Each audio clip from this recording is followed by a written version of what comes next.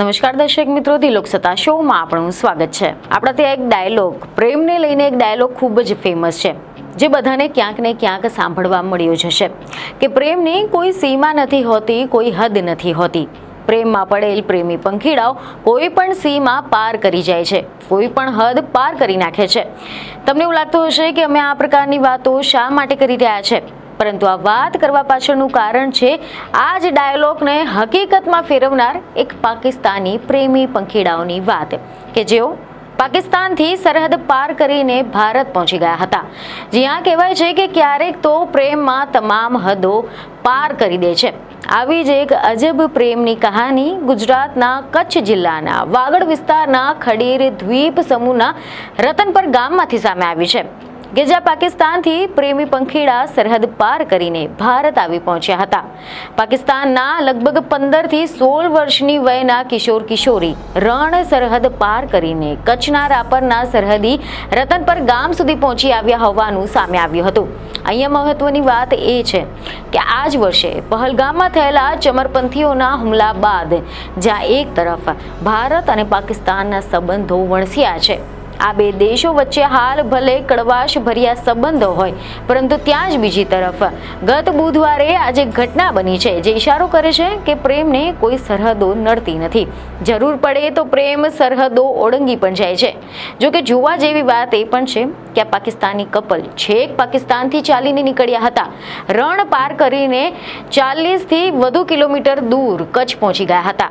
4 દિવસ પહેલા પાકિસ્તાનથી આ કપલ ભાગ્યું હતું. રસ્તામાં ટાપુ પર રોક્યા, વરસાદનું પાણી પીધું હતું. ત્યારે હવે પાકિસ્તાનથી આ બંને સરહદ પાર કરીને આખરે કેમ કચ્છમાં આવી પહોંચ્યા? આ પ્રશ્ન હાલ ઘણા બધા લોકોના મનમાં ઉઠ્યો હશે. તો ચાલો જાણીએ કે તેમની વાર્તા શું છે અને તેઓ કચ્છ કેમ પહોંચી ગયા.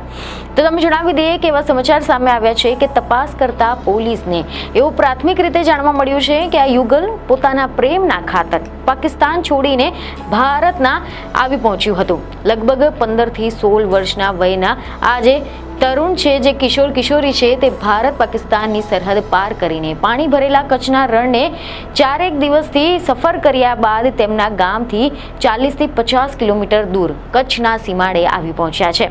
અને મને આશા છે કે તેમના પ્રેમને અહીંયા નકારવામાં નહીં આવે. હાલ તો પોલીસને તેમની સામે કોઈ ગુનો નોંધ્યો નથી, પરંતુ તેમની પૂછપરછ કરવામાં આવી રહી છે. જોકે આ તરુણ કપલને આવનાર દિવસોમાં ગુપ્તચર વિભાગ સહિતના ભારતની વિવિધ એજન્સીઓને પણ પૂછપરછનો સામનો કરવો પડશે તેમ પણ અધિકારીઓ જણાવી રહ્યા છે. જોકે પ્રાથમિક પૂછપરછ દરમિયાન તેમને એવી જાણકારી આપી કે તેઓ એકબીજાના પ્રેમમાં છે, પરંતુ છોકરીના પરિવારને આ સંબંધ મંજૂર નથી.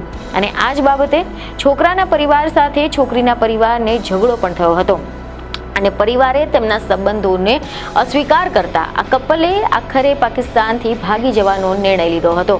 અને 3 કે 4 દિવસ પહેલા તેમના ગામમાંથી તેઓ ભાગી ગયા હતા.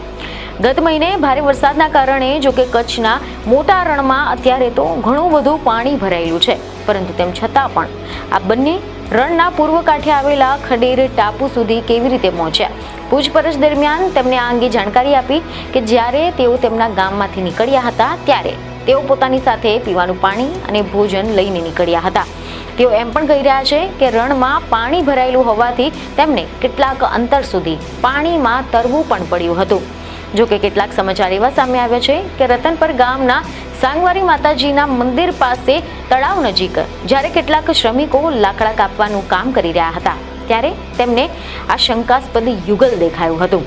અને જ્યારે શ્રમિકોએ તરત જ ગામના સરપંચને આ અંગે જાણ કરી તો ગ્રામજનોની સતર્કતાથી તાત્કાલિક ખારીદાર પોલીસને જાણ કરવામાં આવી હતી અને પોલીસે ઘટના સ્થળે પહોંચીને આ બંનેની અટકાયત કરી હતી. એવા સમાચાર સામે આવ્યા છે કે પોલીસની પ્રાથમિક પૂછપરછ દરમિયાન તેમને પોતાની ઉંમર 15 થી 16 વર્ષ હોવાનું જણાવ્યું હતું. જોકે પોલીસને બંનેની ઉંમર શંકાસ્પદ લાગતી હોવાથી ખરી ઉંમર જાણવા માટે હવે બંનેનું તબીબી પરીક્ષણ કરવામાં આવશે. આ લોકો તેમના પરિવાર પાકિસ્તાનમાં ખેતી કામ સાથે સંકળાયેલા હોવાનું પણ જણાવી રહ્યા છે. અને તેમની પાસે કોઈ પણ દસ્તાવેજો, પૈસા, ઓળખપત્ર કે પછી અન્ય કોઈ શંકાસ્પદ વસ્તુ મળી નથી આવી. આ સમગ્ર ઘટનાના પગલે ખડેર પોલીસ દ્વારા તેમને કાયદેસરની કસ્ટડીમાં વધુ તપાસ માટે આ મામલો ઇન્ચાર્જ પીઆઈ વીએ ઝાને નેતૃત્વમાં આગળ ધપાવવામાં આવ્યો છે. અને વધુમાં સુરક્ષા એજન્સીઓ પણ આ લવ સ્ટોરી પાછળ કોઈ સુરક્ષાજનિત કારણ તો નથી ને તે અંગે તપાસ હાથ ધરી રહી છે. મહત્વનું છે કે ગુજરાતના પશ્ચિમ કાંઠે આવેલા કચ્છ જિલ્લામાં પાકિસ્તાનની સરહદમાં ચરસ, ગાંજો, ટેન્કર જેવી વસ્તુઓ મળી આવ્યા બાદ હવે આજે અનોખો જે કિસ્સો પ્રકાશમાં આવ્યો છે તે ખૂબ જ ચર્ચામાં આવ્યો છે. આ ઘટનાએ સાબિત કરે છે કે પ્રેમમાં કોઈ સીમાડા કે સરહદ નડતી નથી, પરંતુ જ્યારે વાત આંતરરાષ્ટ્રીય સરહદની આવે ત્યારે પ્રેમ ઉપરાંત કાયદો અને સુરક્ષા એજન્સીઓ પણ પોતાનું કામ કરતી રહે છે. કચ્છની જમીન તેમજ દરિયાની સીમમાંથી અવારનવાર પાકિસ્તાનમાંથી ઘૂસણખોરો તેમજ માછીમારો પકડવાની ઘટનાઓ બનતી રહે છે. પરંતુ હવે જ્યારે કચ્છના સરહદી વાગડ વિસ્તારમાંથી આ પ્રેમી યુગલ પકડાયું છે, આ ઘટનાએ ખૂબ જ ભારે ચર્ચાઓ જગાવી છે. જોકે માન્ય વિઝા વગર ભારતની હદમાં પ્રવેશવું એ ભારતના ધ ફોરેન્સ એક્ટ 1946 હેઠળ એક ગુનો બને છે. અને જો કોર્ટમાં આવો ગુનો સાબિત થાય છે તો પછી 5 વર્ષ સુધીની જેલની સજા કે પછી 5 લાખ રૂપિયા સુધીનો દંડ કે પછી બંને થઈ શકે છે. જ્યારે આવામાં આ બંને હજુ પણ આ જે બંને તરુણો છે તેમની સામે કચ્છ પૂર્વ પોલીસે કોઈ ગુનો નોંધ્યો નથી. હાલ તો ખડેર પોલીસ સ્ટેશનમાં એક જાણવા જોગ નોંધ કરી છે કે આ છોકરો અને છોકરી પૂછપરછ માટે ડિટેન કરવામાં આવ્યા છે. તેવી ખબરો છે કે પ્રાથમિક પૂછપરછ બાદ આ બંનેને ભુજમાં આવેલા જોઈન્ટ ઇન્ટેરોગેશન સેન્ટરમાં મોકલવામાં આવશે, જેથી કરીને ભારતની વિવિધ એજન્સીઓ તેમની પૂછપરછ કરી શકે. સરહદ ઓળંગીને કચ્છમાં આવી જતા પાકિસ્તાની નાગરિકો કે પછી માનનાતા જે પાકિસ્તાની નાગરિકો છે તેઓ ગુનો નોંધાયા પહેલા કચ્છના જિલ્લા મથક ભુજમાં આવેલા જોઈન્ટ ઇન્ટરોગેશન સેન્ટર એટલે કે સંયુક્ત પૂછપરછ કેન્દ્રમાં અટકાયતમાં રાખવામાં આવતા હોય છે. અને જો તેમને કોર્ટ સજા કરે તો સામાન્ય રીતે કચ્છ કે પછી જામનગરની જેલમાં રાખવામાં આવતા હોય છે. અને સજા પૂરી થતાં જ ફરી એકવાર તેમને જોઈન્ટ ઇન્ટરોગેશન સેન્ટરમાં રાખવામાં આવે છે.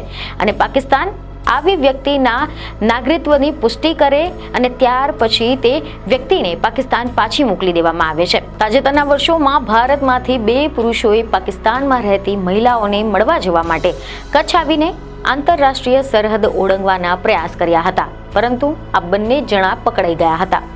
મીડિયા અહેવાલ અનુસાર વર્ષ 2024માં જમ્મુ કાશ્મીરના એક પુરુષે પાકિસ્તાનના મુલતાનમાં રહેતી એક મહિલાને મળવા જવા માટે કચ્છની સરહદ ઓળંગવાની કોશિશ કરી હતી, પરંતુ પોલીસે તેને કચ્છના પશ્ચિમ વિસ્તારમાંથી ભારત પાકિસ્તાન સરહદ પર આવેલા ખાવડા ગામેથી પકડી પાડ્યો હતો. તે જ રીતે વર્ષ 2020માં મહારાષ્ટ્ર રાજ્યના ઓસ્માનાબાદ જિલ્લાની એક કોલેજની વિદ્યાર્થી પાકિસ્તાનમાં રહેતી તેની ગર્લફ્રેન્ડને મળવા માટે સરહદ પાર કરવાના ઈરાદે મોટરસાયકલ લઈને મહારાષ્ટ્રથી છેક કચ્છના રણમાં આવી ગયો હતો, પરંતુ આંતરરાષ્ટ્રીય સરહદથી તે 1.5 કિલોમીટર દૂર હતો ત્યારે જ સરહદની ચોકી કરી રહેલા ભારતના બોર્ડર સિક્યોરિટી ફોર્સના જવાનોએ તેને પકડી પાડ્યો હતો.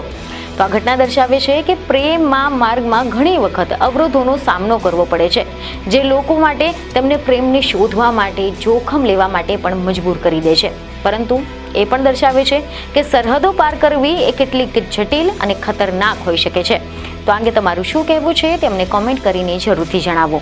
બીજને ખબરો સાથે ફરી મળીશું. ધન્યવાદ.